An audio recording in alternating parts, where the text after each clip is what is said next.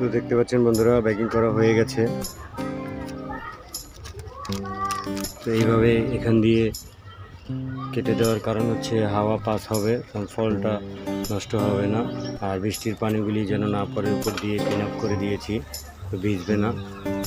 তো এইগুলি পরে করে দেবো, কারণ এখান থেকে থিনিং করতে হবে ছোটোগুলি, তো এখনও বোঝা যায়নি, আর একটু বড় হলে বোঝা যাবে।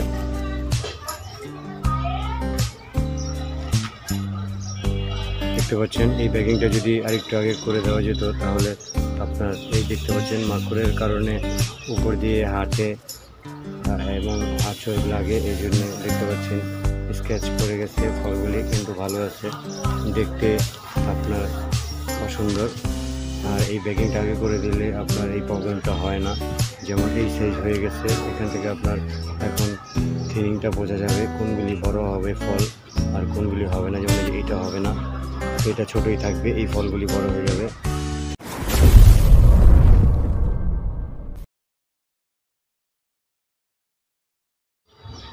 আসসালামু আলাইকুম বন্ধুরা, আশা করি সবাই অনেক অনেক ভালো আছেন।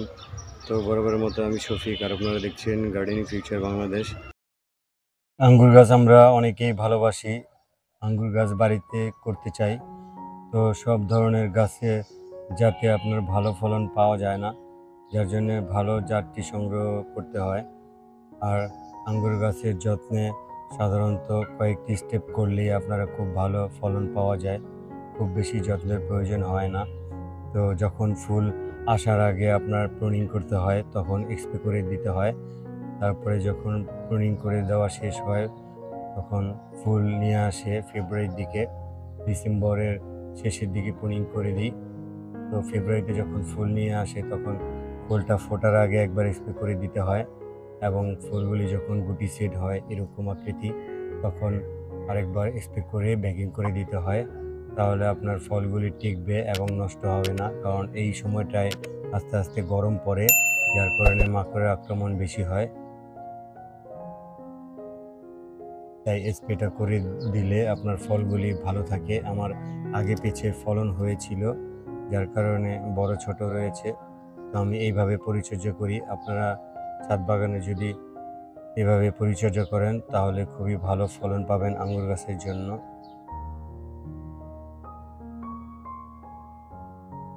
তো এই গাছটির নাম হচ্ছে বাইকুনুর জাতের আঙ্গুর। এছাড়াও আমার কাছে অ্যাকোলো ব্ল্যাক রুবি জাতটাও রয়েছে। তো এইগুলি খুবই ভালো জাত। আপনার বারান্দার ছাদে অথবা নিচে অথবা বারান্দার ব্যালকনিতেও যদি দিয়ে দেন, তাহলে এরকম আঙ্গুর হয়ে ঝুলবে। তো আপনারা যদি করতে চান, তাহলে অবশ্যই ভালো জাতগুলি সংগ্রহ করবেন।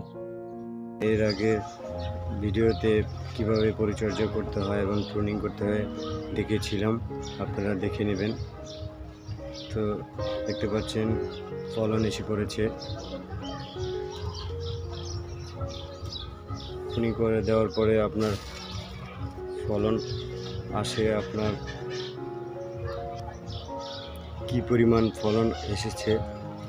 তো আমার গাছটি বয়স এখন হবে 7-8 মাসের মতো। তো যখন 3-4 মাসের হয় উপযুক্ত, তখন থেকেই ফুল আসা শুরু করে। এই জাতটি খুবই ভালো বাইকুনুর জাত, এবং অ্যাকোলো আরও 2-1টি হবে, খুবই ভালো হয়। কিন্তু আরও অনেক জাত রয়েছে, ওইগুলিতে আপনার বাংলাদেশের আবহাওয়ার সাথে ম্যাচুইট না হওয়ার কারণে ঠিকমতো ফল আসে না। তো আপনারা অবশ্যই বাইকুনুর অ্যাকোলো জাতটা লাগাতে পারেন। এছাড়াও আমার কাছে ব্ল্যাক রুবি জাতটা রয়েছে, ওটা হয় কালো কালার, আর বাইকুনুরটা হয় আপনার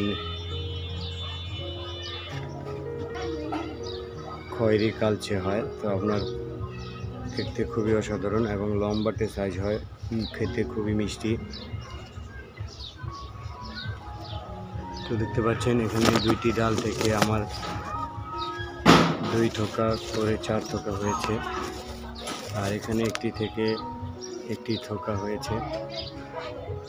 তো এটা আমি মাচা সিস্টেম করেছি।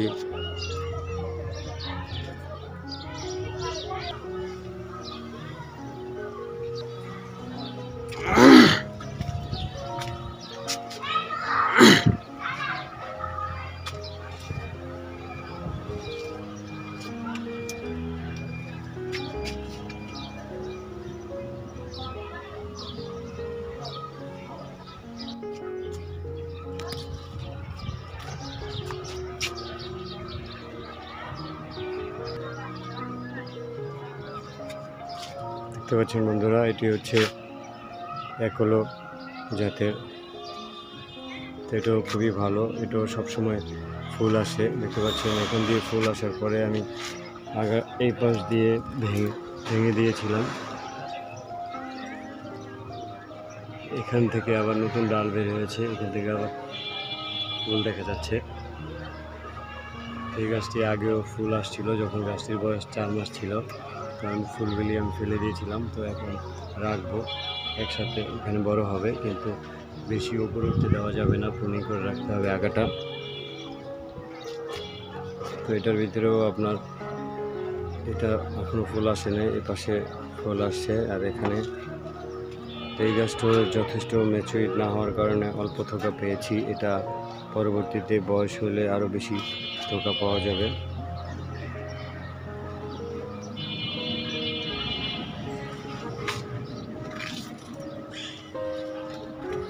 পাশাপাশি এখানেও একটি ব্ল্যাক রুবি জাতের গাছ রয়েছে, এটা বালতিতে রোপণ করেছি।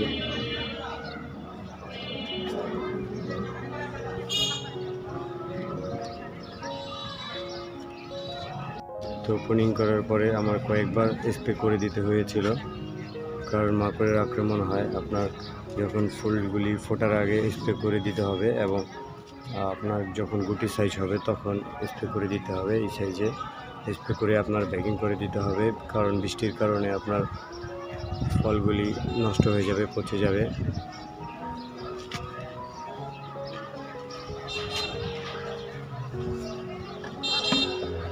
তো চলুন বন্ধুরা, ব্যাগিংটা করে দিই। তো ব্যাগিংটা করার আগে বন্ধুরা দেখতে পাচ্ছেন, যখন আঙ্গুরগুলি থোকা একটু বড় হয় তখন কিন্তু বোঝা যায় কোন আঙ্গুরটা বড় হবে আর কোনগুলি বড় হবে না। এখানে কিন্তু ছোট সাইজের রয়েছে, ওগুলি বড় হবে না, ওগুলি আপনাকে থিনিং করে দিতে হবে, তাহলে বাকি আঙ্গুর সাইজগুলি অনেক বড় হবে। দেখতে পাচ্ছেন এটি কেচি লাগবে, ওই দেখতে পাচ্ছেন ছোট সাইজ।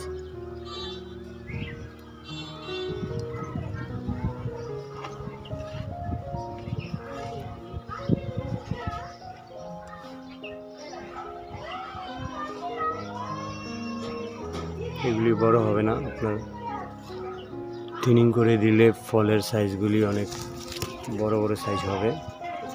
আর এই ছোটোগুলি রাখলে এখান থেকে এই ছোটোগুলি পুষ্টি খাবে, কিন্তু অন্য ফুলগুলি বড় হবে না।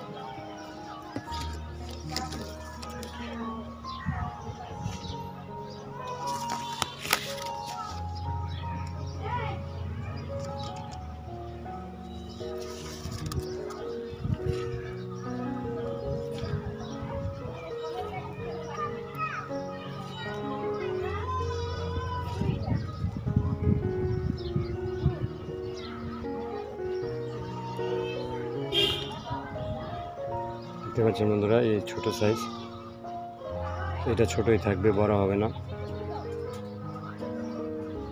ফলগুলি বড় করতে চাইলে এগুলি ফেলে দেবেন।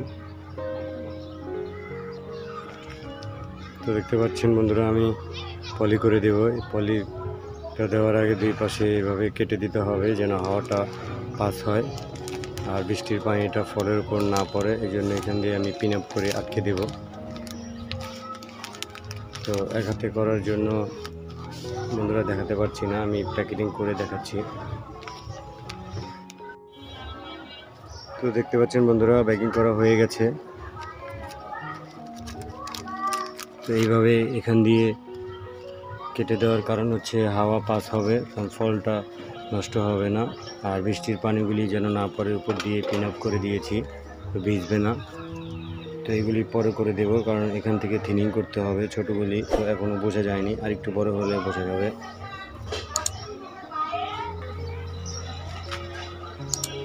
দেখতে পাচ্ছেন এই ব্যাগিংটা যদি আরেকটু আগে করে দেওয়া যেত, তাহলে আপনার এই দেখতে পাচ্ছেন মাকড়ের কারণে উপর দিয়ে হাঁটে এবং আঁচড় লাগে, এই জন্য দেখতে পাচ্ছেন স্ক্র্যাচ পড়ে গেছে। ফলগুলি কিন্তু ভালো আছে, দেখতে আপনার অসুন্দর। আর এই ব্যাগিংটা আগে করে দিলে আপনার এই প্রবলেমটা হয় না। যেমন এই সাইজ হয়ে গেছে, এখান থেকে আপনার এখন থিনিংটা বোঝা যাবে কোনগুলি বড় হবে ফল আর কোনগুলি হবে না। যেমন এই যে এইটা হবে না, তো এটা ছোটোই থাকবে, এই ফলগুলি বড় হয়ে যাবে। থিনিং করে এই অবস্থায় ব্যাগিং করে দিলে ফলগুলি আপনার নষ্ট হবে না। পচবে না বৃষ্টির পানিতে, কারণ এখন বর্ষার সিজন চলে আসছে যেহেতু। তো এগুলি আমি ব্যাগিং করে দিব পরে। তো আপনারা যদি ভালো জাত লাগাতে চান বাড়ির ছাদে অথবা বারান্দায় অথবা খালি জায়গায়, এই ফলের জাতটা লাগাতে পারলে আপনারা ভালো ফলন পাবেন, সবসময় হবে। তো এছাড়াও আমার অন্য জাত রয়েছে, আমি দেখাচ্ছি। বন্ধুরা দেখতে পাচ্ছেন এই জাতগুলি, এই গাছগুলির বয়স 2 বছর হয়ে গেছে, কিন্তু এগুলি ফুল আসে না, ফল হয় না। এগুলি লোকাল নার্সারি থেকে আমার কাছে 4টি গাছ রয়েছে, দেখতে পাচ্ছেন। এই যে এখানেও গাছটি মোটা কতটুকু, সবটি গাছ 2 বছর বয়স, কিন্তু এইগুলি আপনার নাম অজানার কারণে, ভালো জাত না হওয়ার কারণে ফলন পাবেন না। তার জন্য আপনার ভালো জাত লাগবে। আর এর ভিতরে সবচাইতে বেস্ট হবে বাইকুনুর, অ্যাকোলো এবং ব্ল্যাক রুবি। এছাড়াও আরও কয়েকটি জাত রয়েছে। তো ওইগুলি সংগ্রহ করলে আপনারা ফলন পাবেন খুবই ভালো। দেখতে পাচ্ছেন এখানে একটি মোটা হয়েছে, এগুলি আমি গ্রাফটিং করে দিয়েছি। দেখতে পাচ্ছেন এখানে গ্রাফটিং করা, কিভাবে গ্রাফটিং করে আমি আবার পরের ভিডিওতে নিয়ে আসব। তো এইখান থেকে আপনার পাতা আসছে, এখান থেকে এটা বাইকুনুর জাতের গ্রাফটিং করেছি। পরবর্তীতে আমি এখান দিয়ে কেটে দিব, আর বাইকুনের ডালটা এখান দিয়ে দিব। পরবর্তীতে আপনার বাইকুনের ফল হবে। তো ওই ভিডিওটা আবার পরবর্তীতে দেখিয়ে দেব। তো বন্ধুরা, আঙ্গুর গাছ খুবই ভালো একটি গাছ।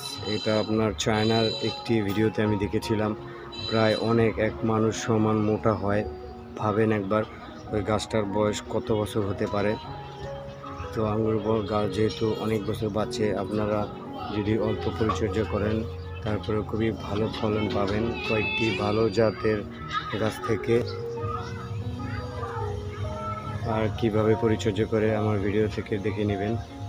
তো এই ফলগুলি আবার যখন কালার আসবে তখন আবার আপনাদের সাথে শেয়ার করব। দেখতে পাচ্ছেন বন্ধুরা, আমি যখন ডিসেম্বরের শেষের দিকে, জানুয়ারির শুরুর দিকে প্রুনিং করে দিই, তখন এই ডাল থেকে আমি চারা তৈরি করি। তো এটা হচ্ছে বাইকুনুর জাতের, এছাড়াও অ্যাকোলো, ব্ল্যাক রুবি জাতেরও রয়েছে আমার কাছে। আপনারা চাইলে সংগ্রহ করতে পারেন। এই জাতগুলি খুবই ভালো ফলন দেয়, উচ্চ ফলনশীল এবং রাশিয়ান জাতের। দেখতে পাচ্ছেন এই পাশেও কতগুলি চারা রেডি হয়েছে।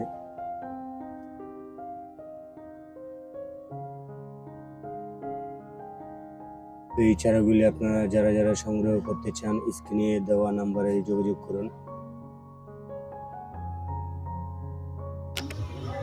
তো আজকের মতো এই পর্যন্তই। সবাই ভালো থাকবেন, সুস্থ থাকবেন। আল্লাহ হাফেজ।